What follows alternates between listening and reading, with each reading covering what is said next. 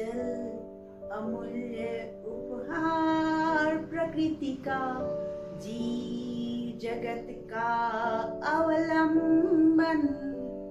जल अमूल्य उपहार प्रकृति का, जीव जगत का अवलंबन।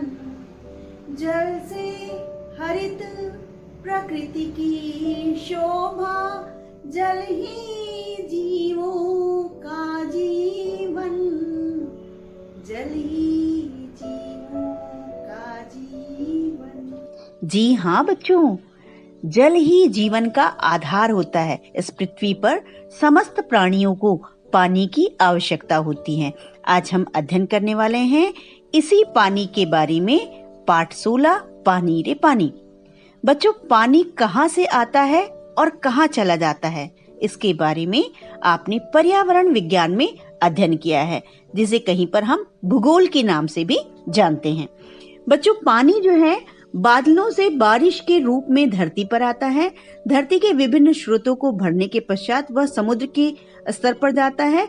समुद्र में पहुंचने के पश्चात सूरज की गर्मी से जल जो है वह वाष्पीकृत होकर पुनः बादल का रूप धारण कर लेता है और पुनः धरती पर बारिश के रूप में आता है। इस तरह यह जल चक्र चलता रहता है। किंतु बच्चों, वर्तमान में हमारे घरों में, दफ्तर, कारखाने, खेतों में जल की स्थिति पूरी तरह से बदलती चली जा रही है। अजीब सा चक्कर हमारे सामने दिखने लगा है। नल में अब पूरे समय पानी नहीं आता। पानी की जगह नल खोलो तो सूं सूं की आवाज आने लगती है। कहीं कहीं पर बारिश को लेकर, पानी को लेकर तू मैं झगड़े भी होने लगते हैं। कुछ लोग अपने घरों में मोटर लगवा लेते हैं, दूसरों का हक छीनने का काम करते हैं। नगरों, महानगरों में स्थिति और भी भयावह होती चली जा रही है। बारिश का मौसम आता है तो बाढ़ की स्थिति पैदा हो जाती है। बारिश अगर नहीं है, गर्मी थोड़ी सी भी शुरू हुई तो वहां पर सूखे की स्थिति, अकाल की स्थिति पैदा हो जाती है। बच्चों, ये स्थितियां क्यों हो रही हैं? क्या कारण है ऐसी स्थिति आने का? जी हाँ बच्चों, इसके जिम्मेदार भी हम स्वयं ही हैं। हम स्वयं ही हैं। यदि हम देखें तो अकाल और बाढ़ एक ही सिक्के के दो पहलू जैसे हैं।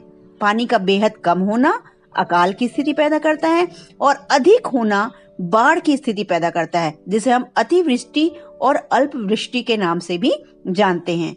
तो यह स्थिति आखिर पैदा क्यों हो रही है?